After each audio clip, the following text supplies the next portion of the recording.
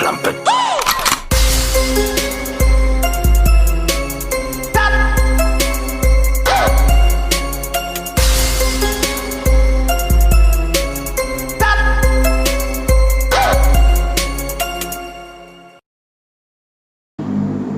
Assalamualaikum warahmatullahi wabarakatuh. Hai teman-teman, kembali lagi dengan saya Nur Rahmi Warindo. Di video kali ini kita akan membahas sedikit materi dari kelompok 1 sampai dengan kelompok 6. Sebelumnya materi ini sudah dipaparkan oleh masing-masing kelompok. Di sini saya hanya akan mengulang atau memenuhi tugas UAS di mata kuliah manajemen strategi dalam pendidikan. Sebelum kita mulai, jangan lupa untuk teman-teman sekalian yang belum subscribe, mohon di subscribe dan jangan lupa di like, komen, dan share. Kelompok 1 materi pertama yaitu membahas tentang konsep manajemen strategi. Pengertian teori evolusi manajemen strategi menurut Grant, strategi dapat diartikan sebagai keseluruhan rencana mengenai sumber daya. Sumber daya ini untuk menciptakan suatu posisi menguntungkan. Nah, ada juga peran manajemen strategi. Yang pertama, pertumbuhan dan berkelanjutan. Yang kedua, berpikir strategi. Yang ketiga, manajemen strategi. Materi kedua membahas tentang rumusan visi dan misi dalam dunia pendidikan. Pendidikan Islam adalah proses transintegrasi pengetahuan dan nilai Islam kepada peserta didik melalui upaya pengajaran, pembiasaan, bimbingan, pengasuhan, pengawasan, dan pengembangan potensi. Visi misi pendidikan adalah menjadikan pendidikan Islam sebagai peran yang berwibawa dalam mewujudkan cita-cita ajaran Islam. Materi ketiga, pelembagaan strategi pendidikan lembaga. Secara Kamus Besar Bahasa Indonesia, lembaga adalah bekal dari suatu asal mula yang menjadi sesuatu, bekal, bentuk, wujud, rupa, tujuan, badan dan atau organisasi yang mempunyai tujuan jelas terutama dalam bidang keilmuan. Strategi pendidikan merupakan hal yang perlu dipikirkan matang-matang oleh para pimpinan bangsa. Jangan sampai pendidikan hanya bisa dinikmati segelintir orang dan menjadikan barang yang langka. Pendidikan adalah modal untuk membiayai kebutuhan kita akan ilmu dan tentang kehidupan kita. Materi berikutnya, operasional strategi sekolah. Nah, pengertian operasional sekolah, definisi kegiatan operasional dalam pengertian menurut para ahli adalah kegiatan inti dari suatu bisnis ataupun organisasi untuk menghasilkan atau mendapatkan serta tetap terus menjalankan aktivitas bisnisnya. Materi selanjutnya yaitu manajemen strategi sekolah dalam menghadapi persaingan mutu. Kita ketahui bersama bahwa manajemen strategi dalam manajemen sekolah ialah suatu pendekatan yang sistematik dalam menyelenggarakan program untuk mencapai tujuan sekolah. Nah, unsur-unsur strategi dalam manajemen sekolah bertitik tolak pada ruang lingkup atau batasan di mana sekolah itu bergerak dan menempatkan mutu layanan belajar, mutu lulusan yang dihasilkan, serta memenuhi keinginan masyarakat atau mutu pendidikan yang diselenggarakan di sekolah. Di kelompok 2 ini membahas tentang proses dan sistematis strategi dalam pendidikan. Nah, strategi pendidikan itu proses formulasi dan implementasi rencana dan kegiatan yang berhubungan dengan hal-hal vital. Yang kedua mengenai analisis teori manajemen strategi yang terdapat dalam dunia pendidikan. Evolusi konsep manajemen strategi rencana strategi yang telah dirumuskan oleh organisasi berisi tentang pernyataan strategi yang sifat dilaksanakan dalam rangka mencapai tujuan utama suatu organisasi. Yang ketiga mengenai formulasi strategi lembaga pendidikan dalam upaya peningkatan mutu, yaitu formulasi visi dan misi sekolah perumusan tujuan dan target sekolah, dan penentuan strategi organisasi sekolah. Nah, dalam proses manajemen strategi terdapat 3 tahap. Yang pertama, pengembangan visi, misi, dan tujuan, mengidentifikasi faktor internal dan faktor eksternal, kemudian perencanaan jangka pendek, menengah, dan jangka panjang. Materi terakhir dari kelompok 2 yaitu Assessment of Product Market.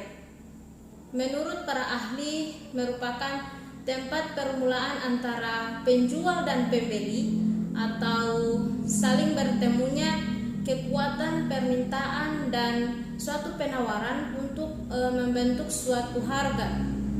Nah, pendapat ahli yang lain mengatakan bahwa pasar itu merupakan suatu kelompok yang orang atau diorganisasikan untuk melakukan tawar-menawar sehingga demikianlah terbentuklah harga tersebut.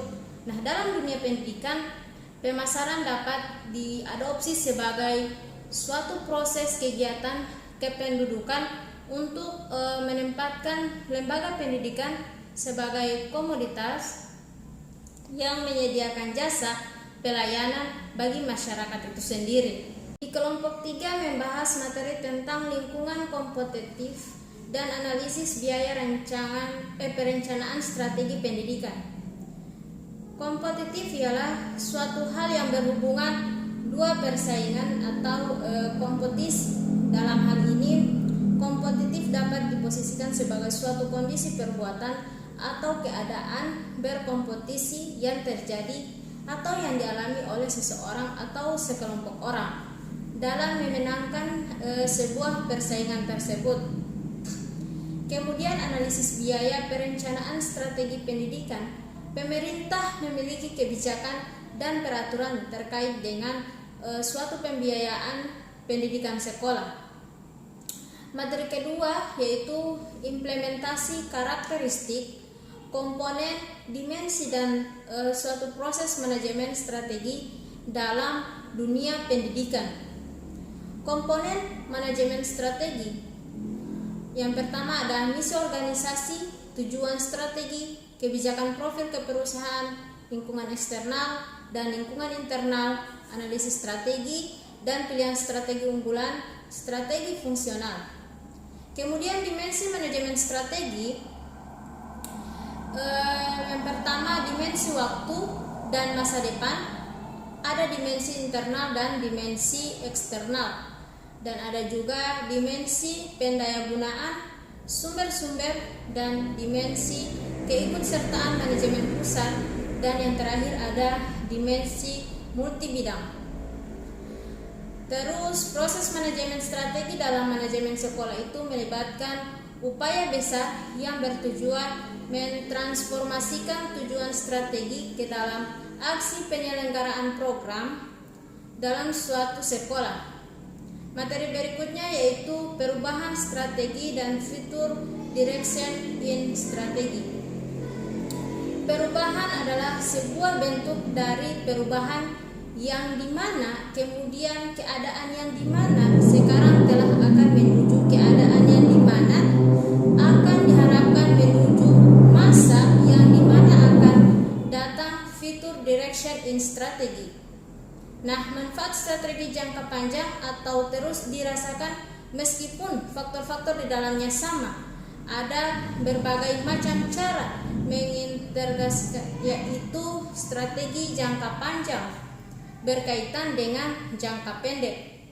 Materi berikutnya yaitu implementasi teori-teori manajemen strategi dalam suatu dunia pendidikan. Nah, implementasi strategi ini dalam upaya memenuhi standar pendidikan nasional. Nah, struktur sekolah tersebut menggambarkan kejelasan hubungan kerjasama dan kewenangan dalam suatu organisasi sekolah tersebut. Materi terakhir dari kelompok 3 yaitu evaluasi manajemen strategi dalam meningkatkan mutu pendidikan. Evaluasi manajemen strategi dalam meningkatkan mutu pendidikan, yaitu dalam meningkatkan mutu pendidikan terdapat dua faktor, yaitu faktor pendukung dan faktor penghambat. Nah, manajemen strategi ini peningkatan mutu pendidikan atau faktor pendukung diantaranya yang pertama adalah sumber daya manusia sebagai pengelolaan sekolah, ada sarana dan prasarana kesiswaan, ada keuangan, ada kurikulum, ada keorganisasian lingkungan fisik, pengembangan ilmu pengetahuan atau teknologi, peraturan partisipasi, ada kebijakan pendidikan. Nah, faktor penghambat terbagi menjadi dua, yaitu ada input oriented dan input oriented. Di kelompok 4 membahas tentang yang pertama ada konsep manajemen strategi sekolah. Manajemen berbasis sekolah diselenggarakan melalui beberapa model, diantaranya ada peningkatan peran guru, ada peningkatan wawasan, pengelolaan pelajaran, memulai studi penelitian dan kegiatan pustaka. Penyamaan visi semua pihak dalam proses perubahan untuk memfokuskan arah baru, merealisasikan penyelenggaraan program dan sistem manajemen berbasis sekolah tersebut. Kemudian pembahasan kedua membahas tentang tahap-tahap dalam suatu manajemen strategi pendidikan. Di antaranya pengamatan lingkungan, ada perumusan strategi, ada implementasi strategi, ada evaluasi dan suatu pengadilan. Materi ketiga membahas tentang model bench scorer dalam manajemen sekolah. Bench scorer berasal dari dua kata, bench yaitu berimbang dan scorer ialah kartu skor. Bench scorer sistem manajemen yang bertujuan untuk menerjemahkan suatu tujuan organisasi ke dalam serangkaian tujuan kinerja yang pada gilirannya diukur, dipantau dan diubah. Kemudian penerapan bench scorer dalam pendidikan mempunyai 4 bagian. Di antaranya yang pertama ada perspektif keuangan, pelangganan, proses pembelajaran, dan materi selanjutnya ada kesalahan dalam proses manajemen strategi, yaitu manajemen strategi pada saat dipraktikkan terdapat 2 kategori penting kesalahan-kesalahan yang dapat terjadi. Yang pertama ditimbulkan dari cara bagaimana strategi itu digunakan, dan yang kedua ketidakmampuan memproduksi perubahan atau suatu masalah lingkungan eksternal. Nah, materi terakhir dari kelompok 4 itu tujuan manajemen strategi pendidikan. Pertama, tercapainya perencanaan pendidikan yang merata, bermutu, relevan dan aktual.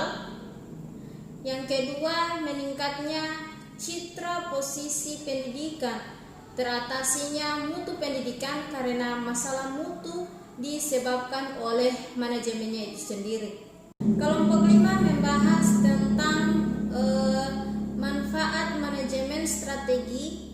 Di antaranya manajemen strategi bisa membuat kondisi atau penolakan terhadap suatu perubahan dapat berkurang. Kemudian yang kedua, manfaat strategi membuat suatu perusahaan akan bisa melaksanakan seluruh aktivitas operasional secara lebih efisien serta efektif. Nah, pembahasan yang kedua yaitu hierarki manajemen strategi.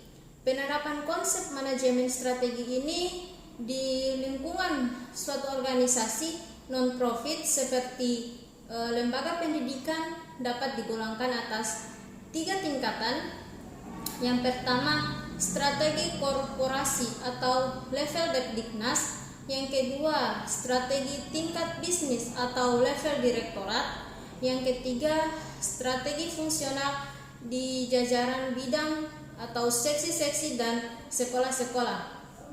Pembahasan ketiga yaitu manajemen strategi sebagai suatu proses dalam pendidikan, yaitu tujuan utama manajemen strategi adalah mencapai suatu pengertian dan komitmen dari semua eksekutif maupun pelaksanaan lembaga.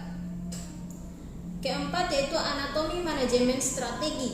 Nah, anatomi manajemen pendidikan adalah uraian dari pemahaman yang mendalam tentang hubungan ilmu manajemen dengan ilmu-ilmu yang lain dalam bidang pendidikan tersebut. Nah, pembahasan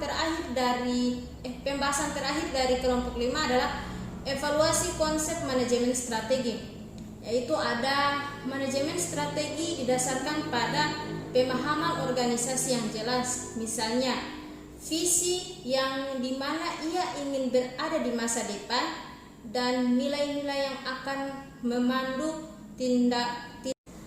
Nah, sekarang kelompok terakhir dalam pembahasan tentang penggunaan manajemen berbasis sekolah dalam peningkatan mutu.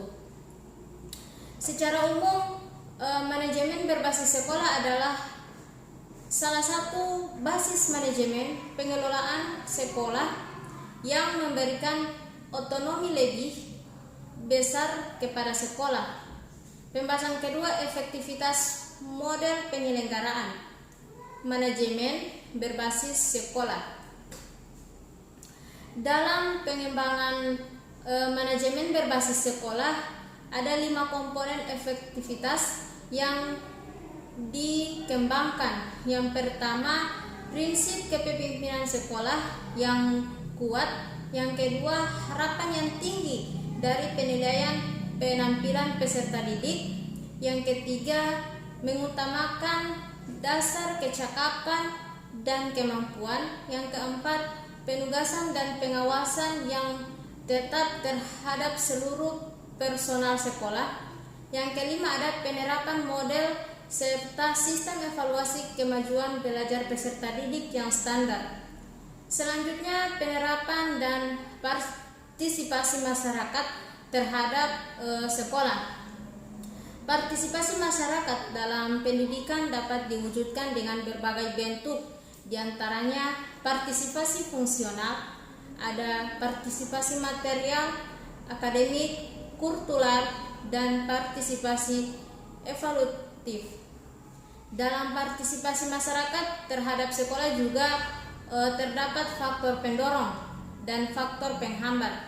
Nah, faktor pendorong diantaranya adalah strategi sosial yang menempatkan tingkat pendidikan tertentu sebagai sebuah prestasi, atau faktor penghambat diantaranya ialah lemahnya komitmen politik pada suatu pengambilan keputusan di daerah untuk sungguh-sungguh melahirkan masyarakat dalam pelayanan publik. Kemudian berikutnya adalah perumusan sasaran jangka panjang dan strategi induk dalam dunia pendidikan.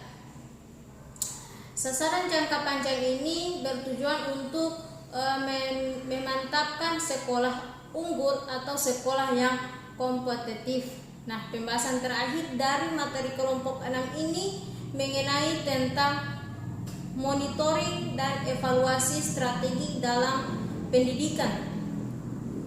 Monitoring itu pemantauan yang dapat dijelaskan sebagai kesadaran tentang apa yang ingin diketahui, dan monitoring ini akan memberikan informasi tentang status dan kecenderungan. Kemudian evaluasi itu mempelajari kejadian, memberikan solusi untuk suatu masalah. Ada juga manfaat monitoring dan evaluasi, diantaranya adalah monitoring dan evaluasi itu sebagai alat untuk mendukung salah satu perencanaan, mengetahui kemajuan program, akuntabilitas program, dan suatu advokasi.